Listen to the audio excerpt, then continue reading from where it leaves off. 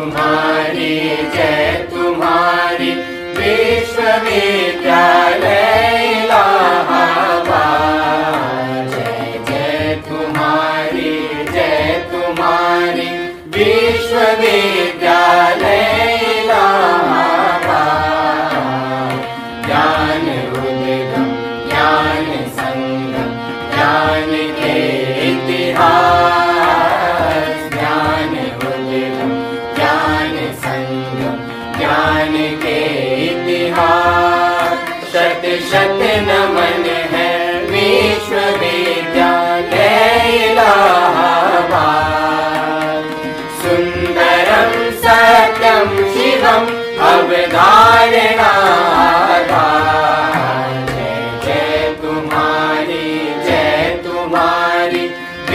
विश्वविद्यालय इलाहाबाद। जय तुम्हारी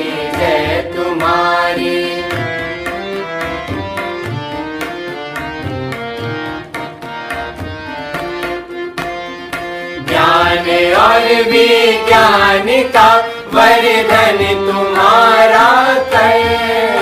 साहित्य और संगीत की सेवा तुम्हारा धर्म। सबके लिए सब दिन तुम्हारा खुला शिक्षा द्वार। कर दिया तुमने सभी को योग्यता अनुसार। जय जय तुम्हारी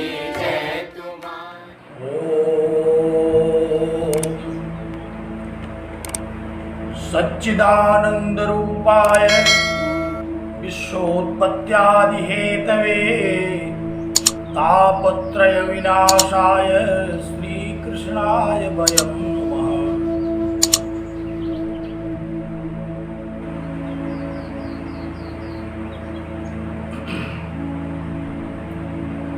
जन्माद्यस्य यतोऽन्वयादितरतश्चार्थेष्वभिज्ञः सुराट्। तेने ब्रह्म हृदयादिकवये मुह्यन्ति यत्सूरयः। तेजो वारिमृदां यथा विनिमयो यत्र त्रिसर्गो मृषा। धाम्ना स्वेन सदा निरस्तकुहकं सत्यं परं धीमहि। यं प्रव्रजन्तमनुपेतमपेतकृत्यं द्वैपायनो विरह कातरया जुहाव। पुत्रेति तन्मयतया तरो विनेदो तं सर्वभूतहृदयं मुनिमानतोऽस्मि। ॐ पूर्णमदः पूर्णमिदं पूर्णात् पूर्णमुदच्यते पूर्णस्य पूर्णमादाय पूर्णमेवावशिष्यते। ओम शांति शांति शांति। जगत विश्रुत इलाहाबाद विश्वविद्यालय प्रयागराज के परास्नातक कक्षा के प्रिय तेजस्वी छात्रों और छात्राओं, पूर्व छात्रों और सांख्यानुरागी सज्जनों,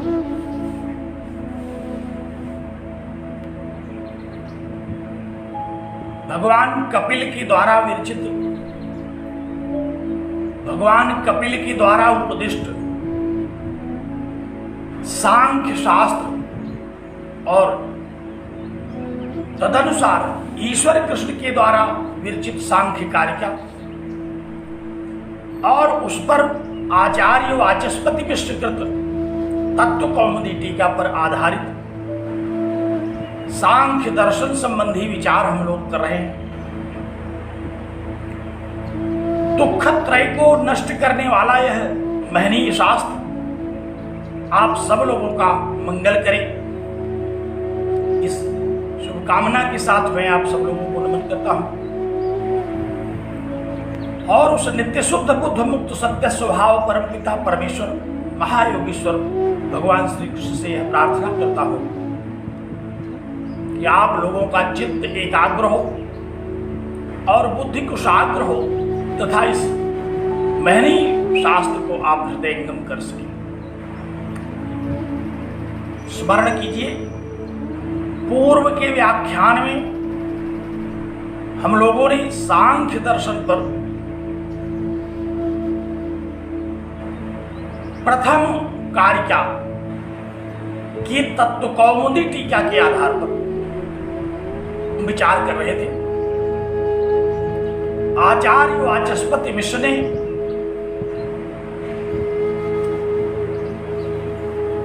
त्रिविध दुखों को नष्ट करने में सांख्य दर्शन उपाय नहीं है, इन सारे विकल्पों का निराकरण कर दिया और यह निर्धारित किया कि दुखों का आत्यंतिक सदा के लिए अभिभूत करना, निष्प्रभावी कर देना, ये सांख्य दर्शन के ही द्वारा संभव है। क्योंकि इस सत जगत में दुख तो सत है और सत का विनाश किया नहीं जा सकता, तथापि तद अभिभव कर्तुम शक्य है। फिर भी इन दुखों का अभिभव किया जा सकता है, इनको निष्प्रभावी किया जा सकता है, अभिभूत किया जा सकता है। ये दुख त्रय किसी को प्रभावित करने की स्थिति में, किसी माने जो भी प्रकृति पुरुष का विवेकी होगा, उसको ये दुख त्रय प्रभावित करने की स्थिति में नहीं रहेगी। यहां तक हम लोगों ने तत्व कौमुदी के अनुसार विचार कर लिया। अब आप पुस्तक पर दृष्टि डालिए। तत्व कौमुदीकार पुनः एक शंका उठाते हैं। क्या कहा?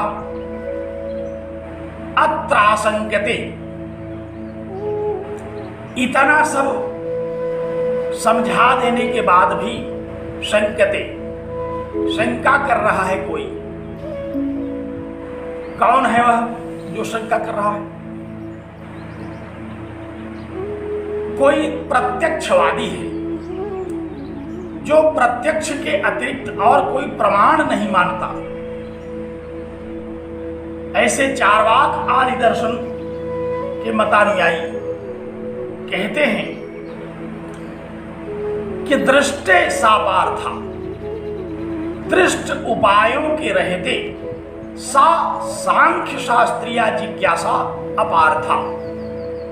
कहा कि चूंकि दुख त्रय हैं और इन दुख त्रयों के दूर करने के प्रत्यक्ष उपाय हैं, आधि दैविक, आधि भौतिक और आध्यात्मिक, ये जो तीन प्रकार के दुख कहे गए, इनके उपाय तो इस संसार में हैं। जैसे आदि आध्यात्मिक दुख जो है शारीरिक, उनके उपाय हैं।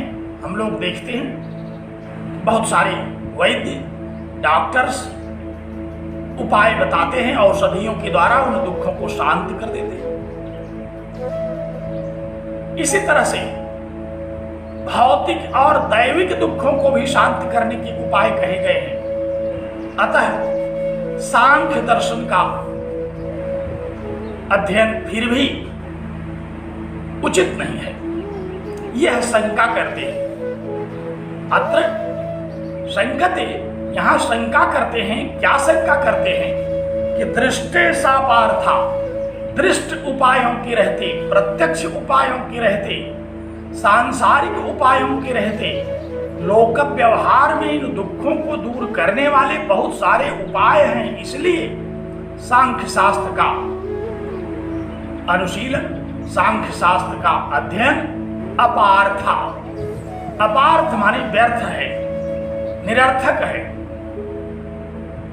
थोड़ा विस्तार से समझाते हैं इस बात को। कैसे अपार्थ है इस बात को और सुस्पष्ट करते हैं। अयम अर्थ, कहते हैं कि देखिए, हमारे कहने का तात्पर्य यह है कि अस्तु तर्हि दुःखत्रयम्, दुःखत्रय तो है, जिहासितम च तद्भवतु, और उसको छोड़ने की इच्छा भी होती है। भवतु च तच्छक्यहानम, और उसको दूर भी किया जा सकता है। शास्त्रगम्यम च, और वह शास्त्रगम्य भी है। शास्त्रगम्यम उपाय तदुच्छेद, तुम कहा कि उसको उच्छेद करने में, उन त्रिविध दुखों को अभिभूत करने में सांख्य शास्त्र का उपाय भी है। तथापि फिर भी सब है, दुख भी है, दुख से हम प्रभावित भी हैं, दुख को छोड़ने की हमको प्रबल इच्छा भी है, और यह सांख्य शास्त्र दुख को निष्प्रभावी करने में सक्षम भी है। तथापि फिर भी, क्या फिर भी, प्रेक्षावताम जिज्ञासा न युक्ता, बुद्धिमान लोग जिज्ञासा नहीं करेंगे। बुद्धिमानों का जिज्ञासा करने का औचित्य यहां दिखाई नहीं पड़ रहा है। क्यों नहीं दिखाई पड़ रहा है? कहा कि दृष्टस्यैव उपायस्य तदुच्छेदकस्य सुकरस्य विद्यमानत्वात्, कहा इसलिए बुद्धिमानों को सांख्य शास्त्र का अध्ययन नहीं करना चाहिए, क्योंकि दृष्ट उपाय इस संसार में हैं। बहुत सारे लौकिक उपाय हैं इस संसार में त्रिविध दुखों को दूर करने वाले, और सुकरस्य, सुकर भी हैं, सरलता से उनको हम कर भी सकते हैं, और वो सब विद्यमान हैं। उनकी व्यवस्था बड़ी सरल है। किसी को दैहिक कष्ट होगा, वो डॉक्टर के पास चला जाएगा, डॉक्टर तुरंत औषधि देगा और वह आराम हो जाएगा। इसलिए कोई बुद्धिमान यही करेगा। वो क्यों सांख्य शास्त्र का विचार करे? अपार्थ माने अपगतः अर्थ है यस्मात्, अपार्थ माने अर्थ ही जिसमें ना हो, व्यर्थ, निरर्थक। यहां प्रत्यक्षवादियों ने क्या कहा? कहा कि सांख्य शास्त्र की जिज्ञासा अपार्थ है, अर्थात अपगतः अर्थ यस्याह, उस जिज्ञासा का कोई अर्थ नहीं है यहां, क्योंकि सुकर उपाय यहां विद्यमान है। अपार्थ माने निरर्थक है, यहां व्यर्थ है, यहां अपार्थ है। बात समझ गए होंगे आप? अपार्थ शब्द का तात्पर्य क्या है? अपार्थ माने निरर्थक, अनुपयोगी। सांख्य शास्त्री जिज्ञासा यहां अनुपयोगी बता रहे हैं ये प्रत्यक्षवादी लोग। क्यों ऐसा कह रहे हैं? इसलिए कि इनकी दृष्टि में बुद्धिमानों को लौकिक उपायों का ही प्रयोग कर लेना चाहिए, लौकिक उपायों के द्वारा ही त्रिविध दुखों को दूर कर लेना चाहिए। इस शास्त्रीय उपाय को लागू करने की कोई आवश्यकता नहीं है। ये अपार्थ है, ये व्यर्थ है, निरर्थक है सांख्य शास्त्र का अध्ययन। इसलिए हम लोग लौकिक उपायों को त्रिविध दुखों को दूर करने के लिए व्यवहार में लाते हैं। ये इनके कहने का आशय है। कहा कि और इसे मैं ही नहीं कह रहा हूं, यही देखने में आ रहा है कि सांख्य शास्त्र की जिज्ञासा बड़ी जटिल है। क्या कहा? कहा कि लौकिक उपाय तो बड़े सरल हैं, सुपर हैं, सुविधा से करने योग्य हैं। तत्व ज्ञान से तू माने परंतु तत्व ज्ञान जो सांख्य शास्त्र में उपदिष्ट प्रकृति और पुरुष का तत्व ज्ञान है वह बड़ा जटिल है। अनेक जन्माभ्यास परंपरायास साध्यतया अति दुष्करत्वात्, कहा कि उसको तो एक जन्म में हम समझ भी नहीं सकते। सांख्य शास्त्र का यह जो उपदेश है, इस उपदेश को तो हम एक जन्म में समझ नहीं सकते। निरंतर पहले तो सांख्य शास्त्र का हम अध्ययन करें, प्रकृति पुरुष इत्यादि 25 तत्वों का हम ज्ञान करें और प्रकृति तथा पुरुष का विवेक करें, हम साधना की उस पराकाष्ठा पर पहुंचे कि प्रकृति जड़ है, प्रकृति जन्य शरीर जड़ है, मैं पुरुष तत्व हूं जो चैतन्य स्वरूप में इस शरीर में प्रतिबिंबित होता हूं, मैं इस शरीर से अलग हूं, मैं शरीर नहीं हूं। इतनी उच्च कोटि की ज्ञान की अनुभूति जब हो तो हमें सांख्य दर्शन समझ में आएगा। इसलिए सा जिज्ञासा अपार था, इसलिए वह सांख्य शास्त्री जिज्ञासा व्यर्थ है। और जो प्राकृतिक उपाय हैं, लौकिक उपाय हैं, प्रत्यक्ष समाज में प्रचलित उपाय हैं, ये सारे के सारे उपाय बड़े सरल हैं, बड़े सुकर हैं। इसलिए सा अपार था, वह जो सांख्य शास्त्री जिज्ञासा है वो अपार्थ है। और इसलिए भी अपार्थ है कि अनेक जन्म तक तो पहले हम उसका अभ्यास करें, क्योंकि इतने दिनों से तो हम लोग सुन रहे हैं, प्रकृति का यथार्थ अनुभव तो नहीं हुआ। सैद्धांतिक रूप से हम लोगों ने इस शास्त्र को सुन लिया, लेकिन अभी तक ये अनुभव नहीं आया कि शरीर अन्य है और मैं अन्य हूं। जब हम लोग मैं कहते हैं तो उस मैं से इस शरीर में उपस्थित दोनों तत्वों का बोध होता है। शरीर का, स्थूल शरीर का भी बोध होता है और इसमें रहने वाला चैतन्य का भी बोध होता है। तो प्रत्यक्षवादियों ने कहा कि देखिए, अनेक जन्माभ्यास, अनेक जन्म तक तो हम पहले इसका अध्ययन करें, सांख्य शास्त्रीय तत्वों का अभ्यास करें। अभ्यास माने बार बार पढ़ें, आवृत्ति करते रहें। अभ्यास माने किसी भी वस्तु को बार बार सोचना, समझना, चिंतन करना, मनन करना, फिर भी न समझ में आए तो पुनः आचार्य से मिलकर के उसको जानने की चेष्टा करना, ये है शास्त्र का अभ्यास। शास्त्र बार बार अभ्यास करने की अपेक्षा करता है। एक बार पढ़ने से कोई शास्त्र अधिगत नहीं होता। इसलिए चार्वाक दर्शन के अनुयायियों ने कहा कि देखिए, जो लौकिक उपाय हैं वो तो बड़े सरल हैं। किसी भी औषधि विशेषज्ञ के पास हम जाकर के अपनी शारीरिक पीड़ा को दूर कर सकते हैं, लेकिन सांख्य शास्त्र का ये तो अनेक जन्माभ्यास, पहले तो अनेक जन्म तक हम इसका अभ्यास करें और आयास करें।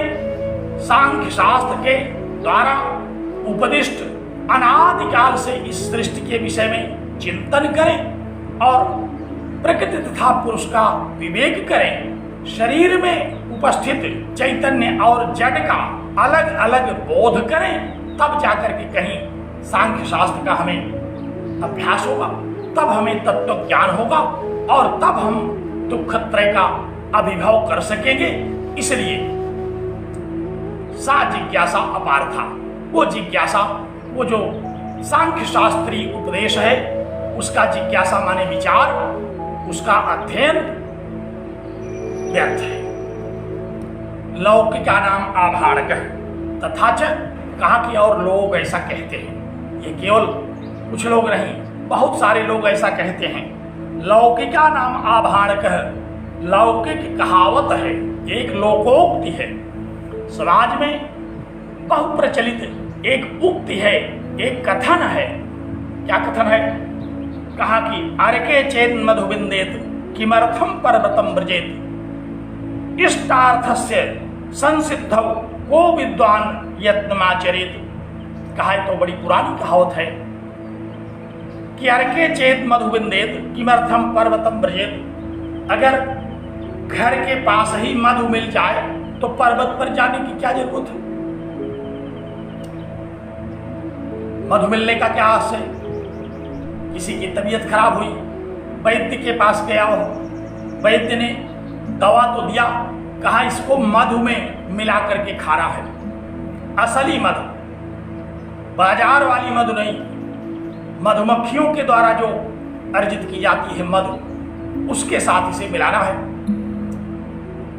पूछा कहाँ मिलेगी वह? किसी ने कहा भाई उसको प्राप्त करने के लिए तो पर्वत पर जाना पड़ेगा।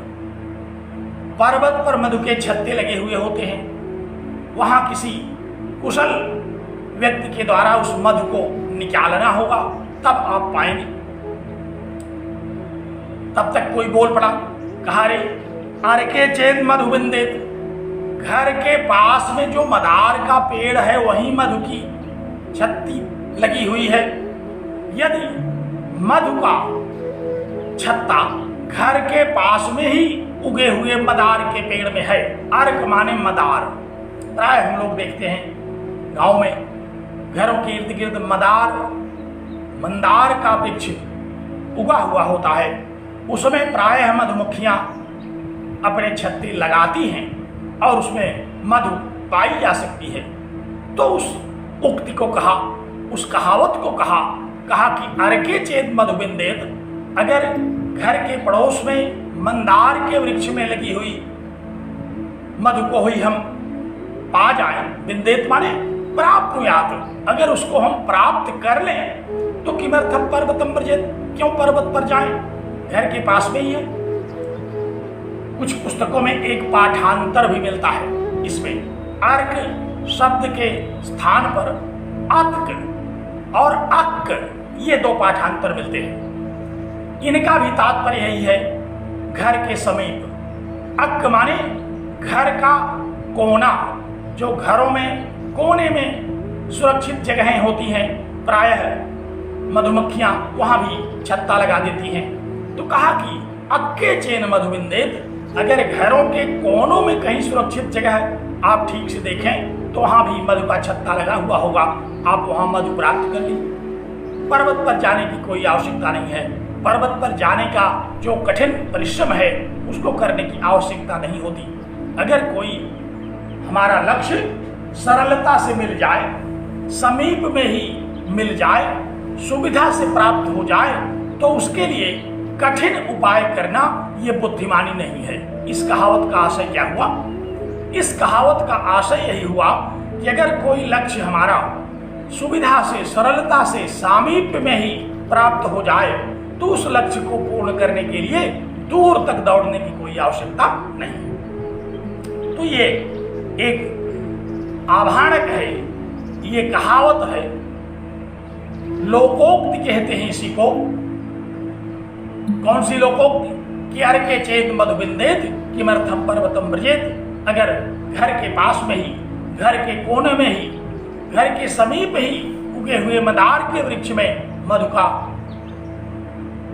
मधु की प्राप्ति हो जाए तो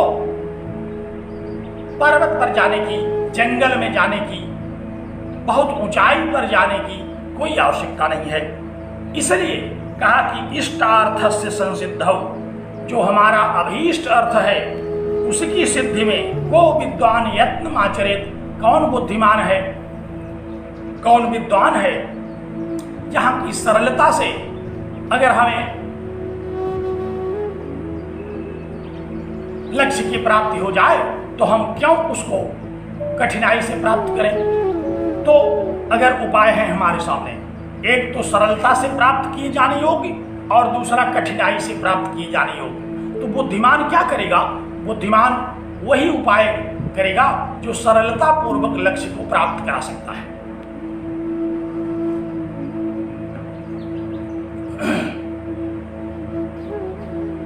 तो तथा आभाणक, यह कहावत कही प्रत्यक्षवादी ने और अपनी इस कहावत को अपने बात के, अपने सिद्धांत के समर्थन में उपस्थित किया। कहा कि मैं जो कह रहा हूं कि सांख्य शास्त्र का अध्ययन बड़ा कष्ट साध्य है, बहुत समय साध्य है, बहुत परिश्रम साध्य है, बहुत ज्ञान उसमें चाहिए, उतनी ज्ञान की क्षमता हर मनुष्य में तो होती नहीं। इसलिए सारे लोग सांख्य की साधना नहीं कर सकते, भौतिक उपायों को ही, जो लौकिक उपाय हैं उन्हीं से ही इन दुखों का निराकरण कर लिया जाना चाहिए। और अपने इस सिद्धांत के पक्ष में ही एक आभाणक भी उपस्थित कर दिया।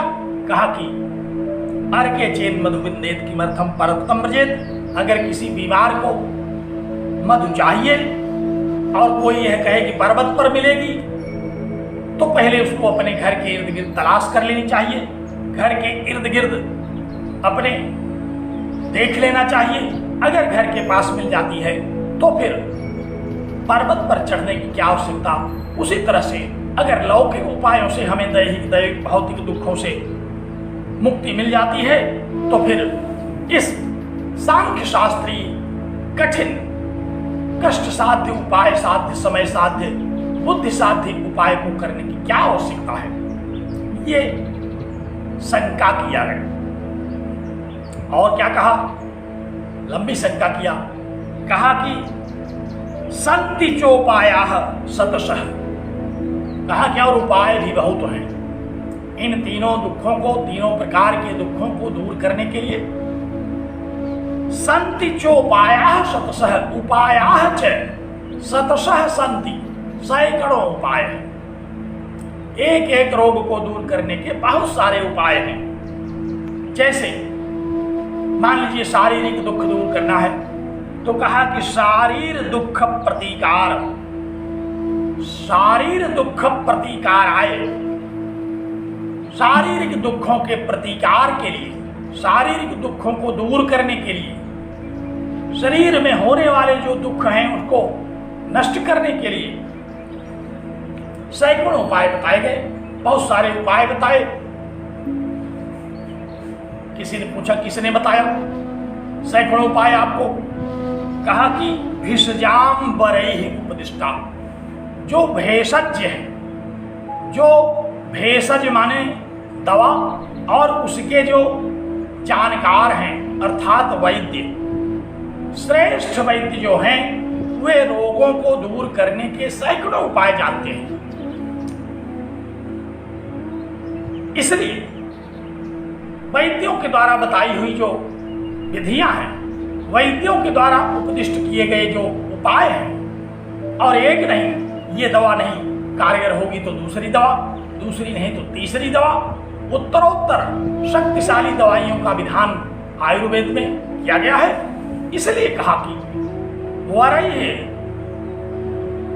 उपदिष्टाः भिषजाम वरैहि, औषधि को जानने वाले जो श्रेष्ठ लोग हैं उनके द्वारा बहुत सारे उपाय उपदिष्ट किए गए हैं। इसलिए उन्हीं उपायों का हम लोग उपयोग करें, उन्हीं उपायों को हम इन दुखों के दूर करने के लिए प्रयोग में ले आएं। सांख्य शास्त्र का कठिन उपाय समझने की आवश्यकता नहीं है। तो वैद्यों के द्वारा तो शरीर में होने वाले जो ज्वर बुखार इत्यादि होते हैं वे दूर हो जाते हैं। हम लोगों ने आरंभ में ही पढ़ा था, शरीर में भी दो तरह के रोग हैं, एक तो स्थूल शरीर में होने वाले रोग, और दूसरे अंतःकरण में जो मन बुद्धि चित्त इत्यादि हैं उनमें जो रोग हो जाते हैं, काम क्रोध लोभ मोह मद इत्यादि, कहा उनका भी उपाय है। मानसस्यापि संतापस्य प्रतिकाराय, कहा कि मानस संताप को दूर करने के लिए भी बहुत सारे उपाय बताए गए। जैसे शारीरिक रोगों को दूर करने के लिए बहुत सारी औषधियां बताई गई श्रेष्ठ वैद्यों के द्वारा, उसी तरह से इन्हीं वैद्यों के द्वारा मानस उपायों को दूर करने के भी बहुत सारे उपाय बता दिए गए, उपदिष्ट कर दिए गए, जिसका प्रयोग करके लोग अपने मानस संताप को, अपने मानसिक दुख को दूर करते हैं। क्या है वे उपाय? कहा इसके लिए भी आप किसी श्रेष्ठ वैद्य के पास जा सकते हैं। जहां तक हम लोग जानते हैं उसमें भी उपाय जो बताए गए, क्या बताए गए? कहा मनोज्ञ स्त्री पान भोजन विलेपन वस्त्रालंकार आदि विषय संप्राप्ति। कहा कि जैसी मानसिक दशा हो, किसको कौन सा मानसिक रोग है, अगर कामादि रोग से संतप्त है कोई, तो मनोज्ञ स्त्री, सुंदर स्त्री उसके मस्तिष्क का इलाज कर सकती है। पान, अनेक प्रकार के पान हैं, पेय पदार्थ हैं, जो मानसिक रोगों को दूर करने में उपयोगी सिद्ध होते हैं। भोजन अगर किसी को लोभी है, कोई लालची है और उसको लालच का मनोरोग हो गया है, तो उसको लिए भी अच्छा अच्छा भोजन बताया गया। तो काम आदि पीड़ा को दूर करने के लिए उपाय बताया इन्होंने। क्रोध इत्यादि में भी बहुत सारे ऐसे पेय औषधियां हैं जिनको दिया जाता है और क्रोध शांत हो जाता है। जो लोभजन्य मानस संताप हैं उसके लिए भी अच्छे अच्छे स्वादिष्ट भोज्य पदार्थ हैं जिनको खा करके, जिनके विषय में विचार करके लोभी व्यक्ति का मानस संताप दूर हो जाता है। क्योंकि अगर किसी लोभी को कोई मानस संताप है, उसको निरंतर आप लोभ, दूसरी वस्तु का लोभ दिखा दीजिए, अच्छे भोजन का, अच्छे वस्त्र का, अच्छे अलंकार का, अच्छे पेय पदार्थों का, तो जिस मानस संताप से वो परेशान है उससे हट जाएगा। तो कहा कि मानसस्यापि संतापस्य, जो मानस संताप हैं, काम क्रोध लोभ मोह मद मत्सर इत्यादि, उनसे भी मुक्ति प्राप्त करने के उपाय वैद्यों के द्वारा बताए गए। जैसे एक सूची पढ़ दिया इन्होंने, कहा कि मनोज्ञ स्त्री, पान, भोजन, विलेपन, ढेर सारे ऐसे लेप बता दिए जाते हैं, माथे पर लगा लिए जाते हैं, बाम इत्यादि, चंदन इत्यादि मस्तक पर लेप कर लेते हैं लोग, उनका मानस संताप दूर होता है जो मनोरोगी हैं। और वस्त्र, बहुत सारे ऐसे मनोरोगी हैं, उनको अच्छे अच्छे वस्त्र दिखाए जाते हैं, उनका मनोरोग दूर हो जाता है। वो वस्त्र के लोभ में पड़ करके अपनी उस बीमारी का परित्याग कर देते हैं। और अलंकार, ढेर सारे ऐसे मानस रोगी हैं जो कि आभूषणों के लिए रुग्ण हो जाते हैं। कहा कि उन लोगों को अलंकार, जो आभूषण हैं, स्वर्ण, रजत, मणि, जटित आदि आभूषणों के द्वारा उनके मनोरोग को दूर किया जा सकता है। तो इस प्रकार उपाय है सुकर है, जिसको जिस विषय का संताप है, मानस संताप जितने प्रकार का कहा गया, उस मानस संताप में किसको कौन सा मानस संताप है, कौन कामजन्य मानस संताप से परेशान है, कौन क्रोधजन्य, मोहजन्य, लोभजन्य, किस मानस संताप से वह दुखी है, उसके मानस संताप का वैद्य लोग पहले तो पता कर लेते हैं, फिर उसका सरल उपचार कर देते हैं, उनके चित्त को दूसरी ओर मोड़ देते हैं। जिधर लगातार विचार करते करते वो रोगी होते जा रहे हैं, उधर से उनका चित्त हटा करके दूसरी ओर कर दिया गया। तमाम लोग व्यवहार में भी हम लोग देखते हैं, किसी का चित्त परेशान होता है तो चित्त बहलाने के लिए ढेर उपाय करता है। कोई टीवी देखने लगता है, कोई पिक्चर देखने चला जाता है, कोई मित्रों में चला जाता है। अपने चित्त को बहलाने के लिए बहुत सारे उपाय बताए गए जो मानस संताप को दूर करते हैं। तो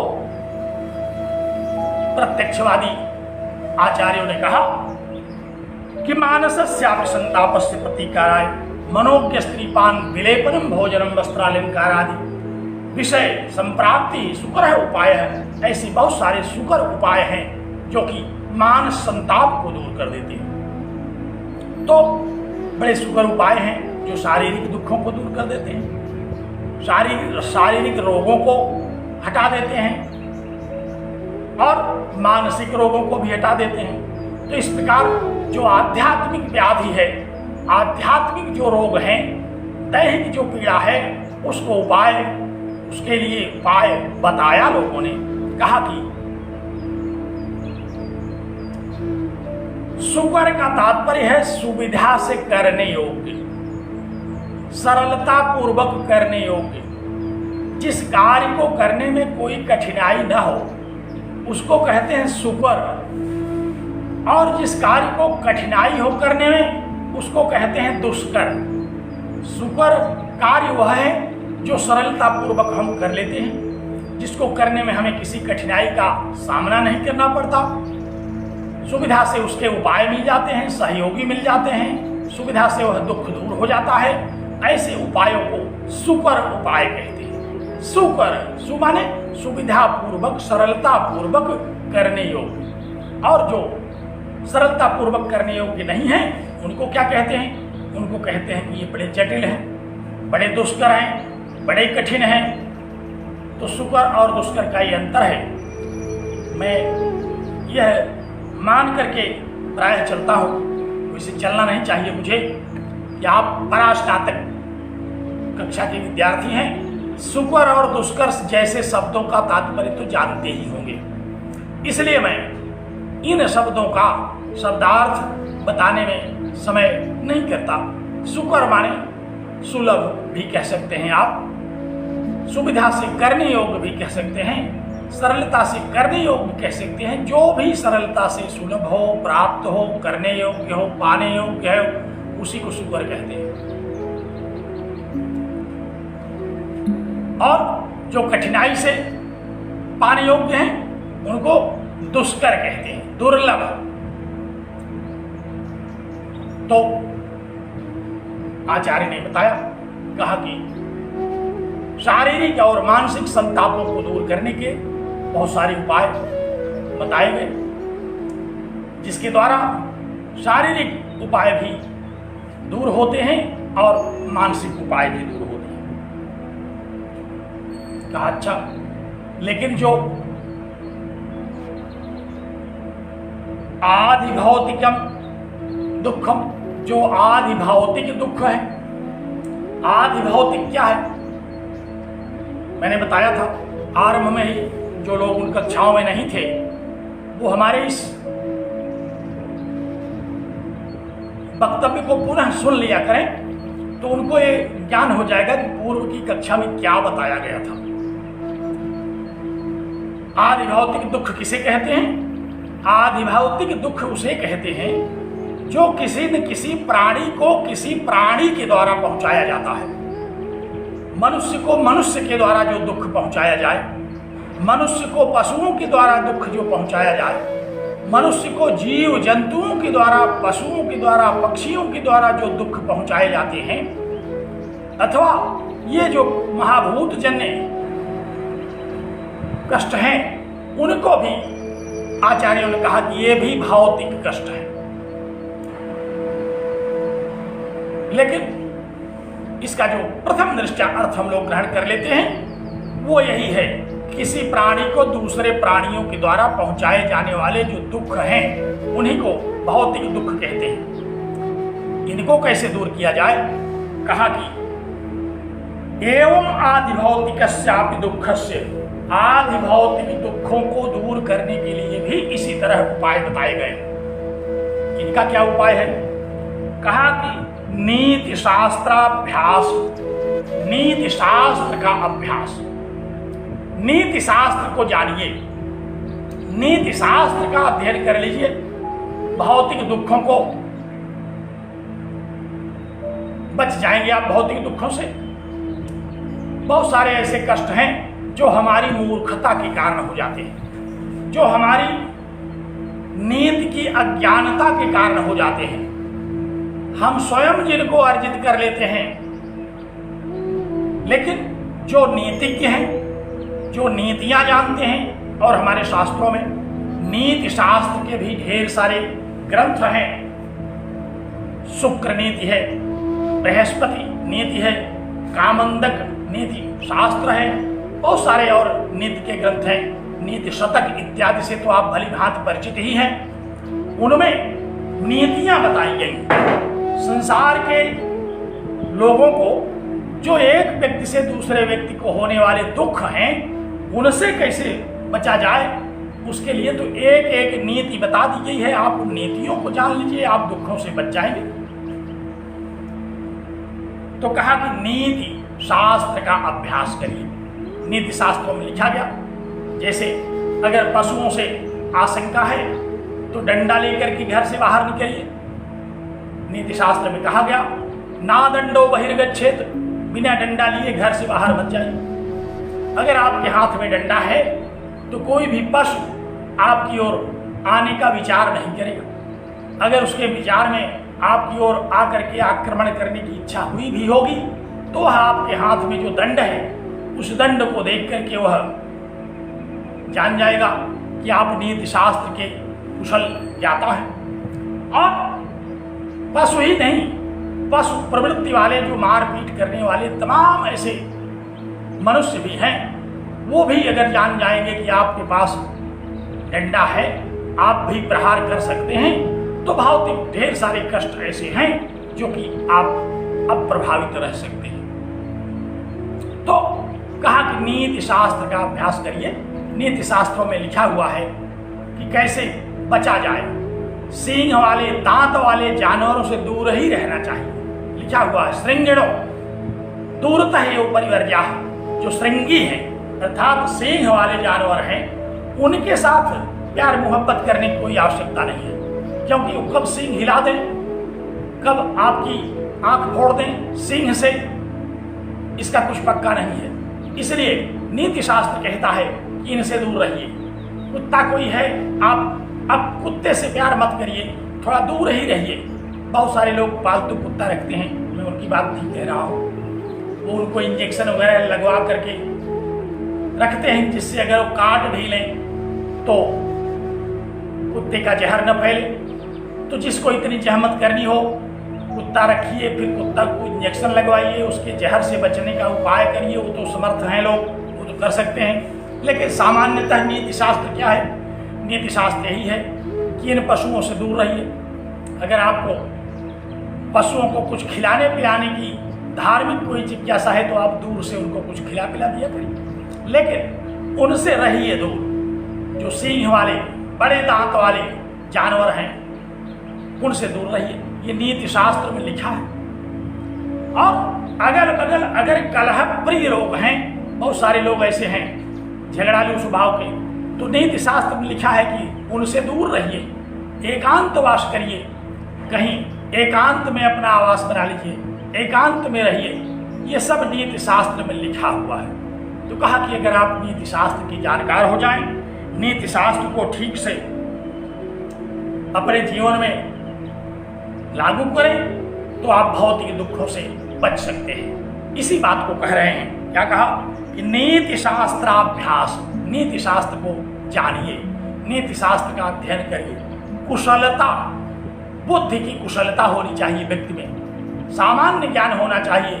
सामान्य ज्ञान यही कहता है कि जो हिंसक जंतु हैं उनसे दूर ही रहना चाहिए, उनसे सुरक्षित ही बने रहना चाहिए, उनसे सुरक्षा का उपाय किए रहना चाहिए कि आपके इर्द गिर्द वो न फटक सके। और निरत्यय स्थान अध्यासन, निरत्यय माने निर्बाध, बाधा रहित स्थान पर रहिए। ऐसे दुष्टों के संपर्क में मत रहिए जो आपको पा जाते हैं और आपको दुख पहुंचाते हैं। आप उनकी पहुंच के बाहर रहिए, आप उनसे दूर रहिए। तो ये है शास्त्र का कथन। तो निरत्यय स्थान अध्यासन आदि प्रतिकार हेतु ईशत करा। कहा कि ये भौतिक दुखों को दूर करने का ईशतकर उपाय है। ईशतकर माने सुकर, सरलता पूर्वक किए जाने योग्य। तो जैसे शारीरिक दुखों में, मानस दुखों में बड़े बड़े वैद्य लोग उपाय बता देते हैं दूर करने का, उसी तरह से भौतिक दुखों को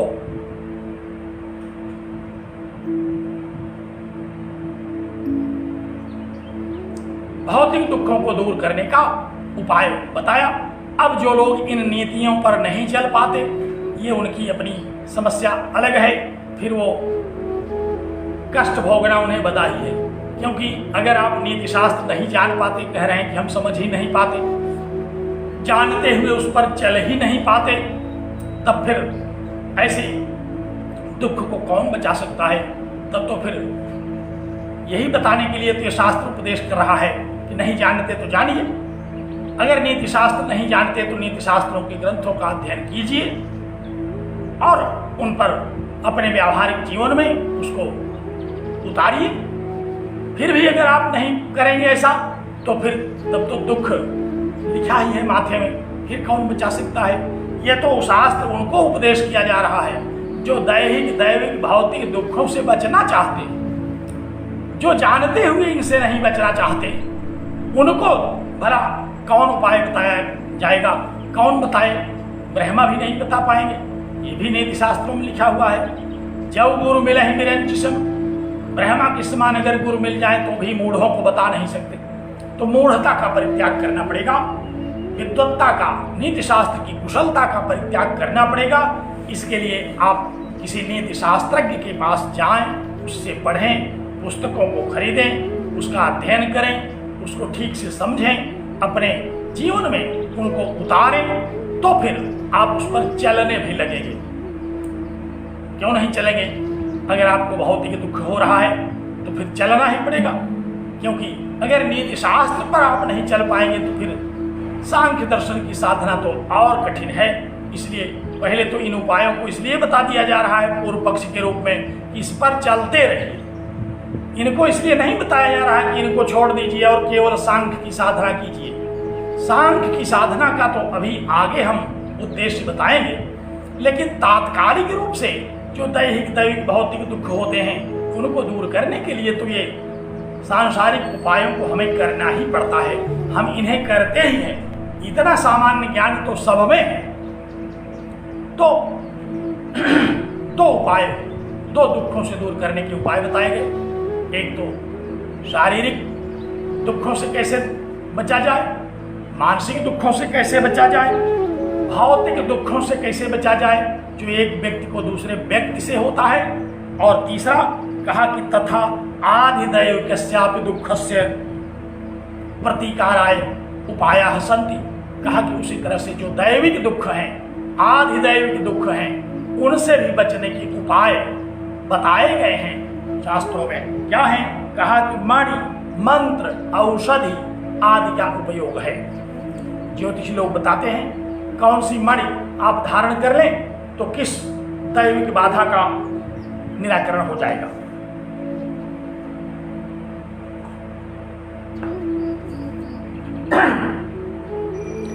ज्योतिषी लोग इस पर बड़ा सारा ज्ञान बताते हैं। कौन पुखराज धारण कर ले, कौन हीरा धारण कर ले, कौन मोती पहन ले, शन की बाधा है तो मंगल की बाधा है तो कैसे दूर होगी। कुछ मणियां बताई गई हैं ज्योतिषियों के द्वारा।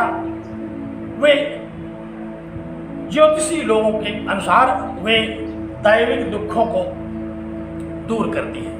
बहुत सारे लोगों को आप देखते होंगे सारी अंगुलियों में एक एक दो दो चार चार अंगूठियां लिए घूमते रहते हैं। उनको इस बात का परम विश्वास है कि उनको इन अंगूठियों से, इन मणियों से, इन रत्नों से उनका भाग्योदय हो जाएगा अथवा रोग दूर हो जाएगा जो दैविक रोग है। तो ये बताया गया है शास्त्रों में। कहते हैं कि दैविक कष्टों को कैसे दूर होगा उसके लिए भी शास्त्रों में उपाय बताए गए। तो सुकर उपाय है, ये सुकर उपाय हैं, सुविधा से किए जाने वाले उपाय हैं तीनों प्रकार के दुखों को दूर करने के। सुकर उपाय बताए गए और बहुत सारे मंत्र बताए जाते हैं। इस मंत्र का जाप करिए। हम लोग भी तमाम मंत्र ऐसा जानते हैं। भूत प्रेत पिशाच निशाचर कोई लिख रहा है, इनसे कैसे बचा जाए, इसके लिए भी बहुत सारे दुख बचने के उपाय हैं। मंत्र पढ़िए। हम लोग भी छोटे छोटे थे तो लोग मंत्र बता देते थे। हनुमान जी का नाम लिया करिए। भूत पिशाच निकट नहीं आवे, भूत पिशाच निकट ही नहीं आएगा। तो जब निकट नहीं आएगा तो ना आवे, बस दूर पड़ा रहे, उससे क्या मतलब आपका। तो ऐसे बहुत सारे मंत्र हैं, ऐसे बहुत सारे मणि हैं, ऐसी बहुत सारी उपाय की बातें हैं जो कि शास्त्रों में लिखी हुई हैं। उनको दूर करने के ये सब उपाय हैं। ये पूर्व पक्ष के रूप में रखा। अब सांख्य के आचार्य पुनः कहते हैं, क्या कहते हैं?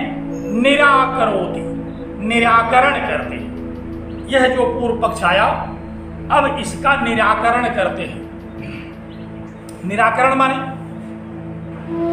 निराकरण का तात्पर्य ठीक से समझ लीजिए किसे कहते हैं निराकरण। आप लोग भी बहुत सारा निराकरण करते रहते हैं। जो अभीष्ट विषय है उसके अतिरिक्त अगर कोई अवांछित विषय आ जाए तो उसको हटा देना ही निराकरण है।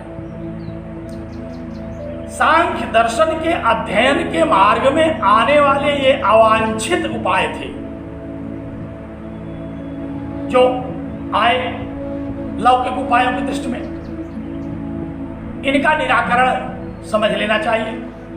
निराकरण माने निराई करना। जैसे जो कृषक है वो बहुत सारी फसलों में निराई करता है। निराई करने में क्या करता है? वो जो फसल बोया है, जो बीज बोया है, उस बीज के अलावा जो भी अन्य पौधे उग आते हैं उन पौधों को उखाड़ करके फेंक देता है।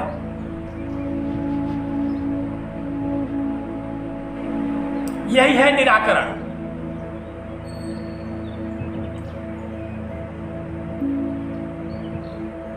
तो निराकरण करते हैं।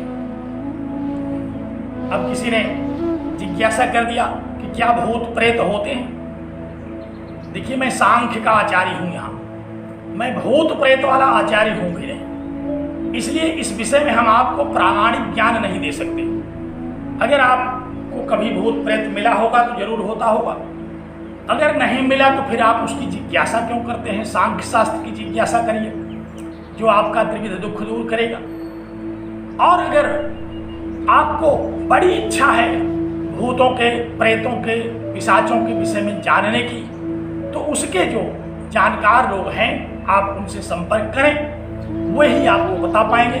हम उस विषय के न तो जानकार हैं, न हम भूत प्रेत को कभी देखा हमने, न ही हमने कभी भूत प्रेत दूर किया और न दूर करने का कोई उपाय बताया। इसलिए आप कृपया इस विषय में हमसे जिज्ञासा न करें। हम लोग तो इन्हीं शब्दों से ही इनका निराकरण कर लेते हैं। भूत माने जो हो चुका है, तो जो हो चुका है उसको छोड़ो। प्रेत माने जो जा चुका है, बहुत दूर जा चुका है शरीर छोड़ करके, तो जो जा चुका है उसको जाने दो, उसके विषय में भी कोई विचार करने की आवश्यकता नहीं। हम लोग तो जो वर्तमान में है, त्रिविध दुख हैं, त्रिविध दुख थे नहीं, त्रिविध दुख हैं, थे भी, हैं भी और होंगे भी। इन दुखों का आत्यंतिक उपाय क्या है? इन आत्यंतिक उपायों को बताने के लिए मैं सांख्य शास्त्र पर चर्चा कर रहा हूं। भूत प्रेत पर हम चर्चा करने के लिए न तो अधिकृत हैं, न ही हमको वह शास्त्र आता है, न हम उसके विषय में कुछ जानते हैं, न ही प्रामाणिक रूप से हम यह कह सकते हैं कि वो है, न ही कह सकते हैं कि नहीं है। इसलिए हम उस विषय में आपकी कोई मदद नहीं कर पाएंगे। हम सांख्य शास्त्र की, वेदांत शास्त्र की जो जिज्ञासा हो, हम उस पर आपसे चर्चा कर सकते हैं। तो क्या कहा आचार्य ने? निराकरोति, निराकरण किया। कहा देखो, सांख्य शास्त्र के अध्ययन के समय इस प्रकार की जो जहमतें, जो अवांछित बाधाएं आए, उनको पहले तो दूर करो। यही निराकरण है। सांख्य शास्त्र ने कहा कि आप लौकिक उपाय मत करिए। लौकिक उपाय को रोका तो नहीं, भौतिक उपायों को रोका तो नहीं। ये तो कह रहे हैं कि हम त्रिविध दुखों को अभिभूत करना चाहते हैं, सदैव के लिए दूर करना चाहते हैं। जब तक सांख्य से त्रिविध दुखों का सदा के लिए दूरीकरण नहीं हुआ, तब तक तो आप विवश हैं इन लौकिक उपायों को करने के लिए। इसलिए इनको करते हुए सांख्य शास्त्र पर विचार करिए। और इस विचार से क्या होगा? इस विचार से इन दुखों से सदैव के लिए आपका पीछा छूट जाएगा। आप जन्म और मृत्यु से ही पीछा छुड़ा लेंगे। आप कैवल्य की प्राप्ति कर लेंगे, मोक्ष की प्राप्ति कर लेंगे। आप माने जो साधना करेगा वह तो दुखों से सदा के लिए मुक्ति प्राप्त करने का शास्त्रीय उपाय सांख्य शास्त्र में कहा गया। आइए देखिए क्या कहते हैं आचार्य। निराकरोति, निराकरण करते हैं। सांख्य दर्शन के मार्ग में, अध्ययन में जो बाधाएं हैं उनका निराकरण करते हैं, दूर करते हैं। क्या करते हैं? कहा कि ये जो प्रत्यक्षवादियों ने पक्ष रखा, ये बात ठीक नहीं है। क्यों ठीक नहीं है? कहा कि एकांततो अत्यंततो भावात्, कहा कि इन उपायों में दो गड़बड़ियां हैं। एक तो त्रिविध दुखों का ऐकांतिक उपाय नहीं कर पाते, ये जो व्यावहारिक उपाय हैं ये ऐकांतिक दूरीकरण नहीं कर पाते, और दूसरा आत्यंतिक विनाश नहीं कर पाते। दो तरह के विनाश हैं लोगों के, एक ऐकांतिक और दूसरा आत्यंतिक।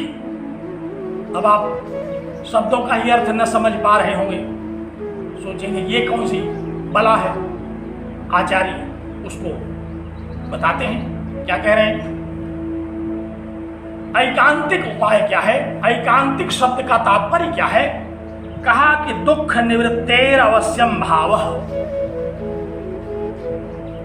दुख की अवश्य निवृत्ति हो जाए जिस उपाय से, उसको ऐकांतिक उपाय कहते हैं। ऐकांतिक मानी एकदम से सटीक उपाय दुख को दूर करने वाला है, वो उपाय ऐकांतिक उपाय है। उपाय किया, दुख दूर हो गया, यह है ऐकांतिक उपाय।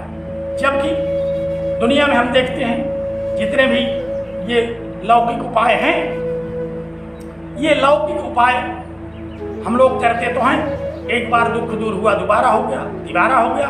कई बार तो ऐसा होता है कि दवाइयाँ फायदा ही नहीं करती, जीवन भर दवाई करते करते लोग मर जाते हैं, लेकिन दुख से पीछा नहीं छूटता। तो ये जो लौकिक उपाय हैं ये ऐकांतिक नहीं है, ये अचूक नहीं है कि निश्चित रूप से ये इन दुखों को दूर ही कर दें। इसलिए आप अपनी सुविधा के लिए इनका प्रयोग भले करते रहें, परंतु ज्ञान तो आपको सांख्य शास्त्र का करना पड़ेगा। अगर आप दुखों से एकांतिक रूप से अचूक उपाय अगर आप दुखों को दूर करने का खोजना चाहते हैं, तो वो अचूक उपाय सांख्य शास्त्र विहित शास्त्र का ज्ञान है। तो ऐकांतिक उपाय माने अचूक उपाय, सटीक उपाय, जो फेल न करे, जो असफल न हो, उसको ऐकांतिक उपाय कहते हैं। और आत्यंतिक क्या है? कहा कि अत्यंतो निवृत्तस्य दुःखस्य पुनरनुत्पादः, कहा निवृत्त हुआ जो दुख है उसका दोबारा फिर जन्म न हो। लेकिन हम लोग व्यावहारिक रूप से क्या देखते हैं, एक बार बुखार हुआ, दवाई दिया, बुखार चला गया, 2 महीने बाद फिर हुआ, फिर चला गया, लगातार जीवन भर हजारों बार हुआ और हजारों बार चला गया, तो बार बार होता रहता है। तो दवाई तो बुखार दूर करने की है, लेकिन बुखार न होने देने की कोई दवाई नहीं है। इसलिए कहा कि ये आत्यंतिक उपाय नहीं है। लौकिक उपायों में ये 2 कमियां हैं। एक कमी तो यह है कि ये सटीक नहीं है, अचूक नहीं है, एकदम से दुख को दूर ही कर ले, इसकी कोई गारंटी नहीं है। और दूसरी बात, अगर दूर भी कर लिया तो पुनः वो दुख पैदा न होने पाए, ऐसी कोई दवा नहीं है। इसलिए ये 2 कमियां हैं इन लौकिक उपायों में। इन दोनों कमियों को शास्त्रीय भाषा में क्या कहा? कहा कि ऐकांतिक और आत्यंतिक अभाव है इसमें। ऐकांतिकता का और आत्यंतिकता का, अर्थात अचूक नहीं है ये चूक भी जाती हैं, इनमें चूक भी हो जाती है। कई बार ऐसा हुआ कि ज़्यादा दवा खा के लोग मर गए, दवा का डोज ठीक से नहीं जाने मर गए, साइड इफेक्ट में फंस गए। तो ये दवाइयाँ हैं तो आराम देती हैं, आराम दे सकती हैं, लेकिन अचूक औषधि नहीं है ये कि दुखों को दूर ही कर दें। तो एक तो ऐकांतिक अभाव है इसमें, दूसरा आत्यंतिक अभाव है। आत्यंतिक अभाव भी करने में ये लौकिक उपाय समर्थ नहीं है।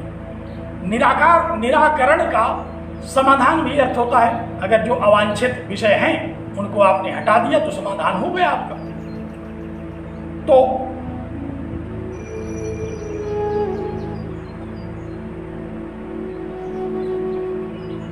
इस प्रकार इन 2 न्यूनताओं की ओर ध्यान आकृष्ट किया। कहने का तात्पर्य क्या हुआ? कहा एतदुक्तम भवति यथा विधि रसायनादि कामिनी नीति शास्त्राभ्यास मंत्राद्य उपयोगे भी तस्य तस्य आध्यात्मिकादेह दुःखस्य निवृत्तेः अदर्शनात् अनैकांतिकत्वम्। कहा कि जैसा लौकिक उपायों में बताया गया है उस नियम से भी हम दवाओं का अगर उपाय करते हैं, यथा विधि रसायनादि, जैसे रसायन इत्यादि का उपयोग बताया गया है, अगर हम उस प्रकार उसका उपयोग करते भी हैं तो भी जो दैहिक दुख हैं शारीरिक और मानसिक, ये दूर हो जाए, पक्का हो जाए, ये दूर ही हो गए, ऐसा नहीं है। और निवृत्त पुनरुत्पत्ति दर्शनात्, कहा निवृत्त हुए दुखों का फिर से जन्म न हो, ये भी नहीं है। इसलिए सुकरोपि ऐकांतिकात्यंत दुख निवृत्तेर न दृष्ट उपाय, सुकर जरूर है ये दृष्ट उपाय, लेकिन आत्यंतिक और ऐकांतिक रूप से दुखों को दूर करने की क्षमता इनमें नहीं है। इसलिए ना पार्था जिज्ञासा, इसलिए सांख्य शास्त्र की जिज्ञासा अपार्थ नहीं है, सांख्य शास्त्र की जिज्ञासा व्यर्थ नहीं है। अतः सांख्य शास्त्र जिज्ञासा करनी चाहिए। कारिकाकार का जो मंतव्य है, जिज्ञासा तदपघात के हेतु कर्तव्या, उन दुखों को दूर करने के लिए जिज्ञासा होनी चाहिए। इस प्रकार प्रथम कारिका का